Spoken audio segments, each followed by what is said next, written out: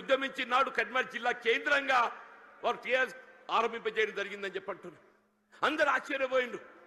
ఇదేంటి అందరూ మర్చిపోయిన తెలంగాణ నినాదం ఈయన లేవనెత్తుతుందని చెప్పారు.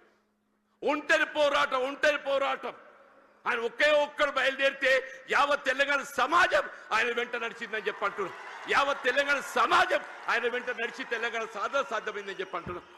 అదే తెలంగాణ రాష్ట్ర నిర్మాణం కొరకు ఏదైతుందో దశాబ్ద కాలం పాటుపడ్డారు. ఇలా కాంగ్రెస్ వచ్చి ఏదో మేలు చేస్తా చెప్పి అనుకున్నామే, అది పక్కన పెట్టండి. ఇలా తిరోగమన చర్యగా ఏదైతుందో తిరోగమనం పడుతుంది. మళ్ళీ తెలంగాణ రాష్ట్ర పునర్నిర్మాణం కావాలని చెప్పంటే కేసీఆర్ గారి యొక్క నాయకత్వం మాత్రమే తెలంగాణ రాష్ట్రాన్ని పునర్నిర్మాణం చేయగలుగుతామని చెప్పంటున్నాను. మీరు ఎక్కడ ఏ పల్లె కనపడి చెప్పిన ఒకటే నినాదం వస్తుంది, రేవంత్ రెడ్డి పోవాలి, కేసీఆర్ గారు రావాలి.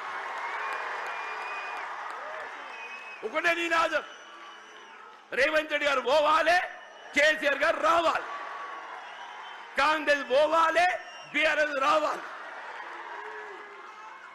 అంటే ఏంటి, ప్రతి పల్లె గుండెల్లో ఏదైతుందో ఇవాళ ఈ నినాదం కేసీఆర్ గారు ఇవాళ వస్తుంటే నిజంగా చెప్తున్నా మొత్తం కూడళ్ళని యువత ఉత్సాహం కేరింతలు చూస్తుంటే మళ్ళీ తెలంగాణ రాష్ట్ర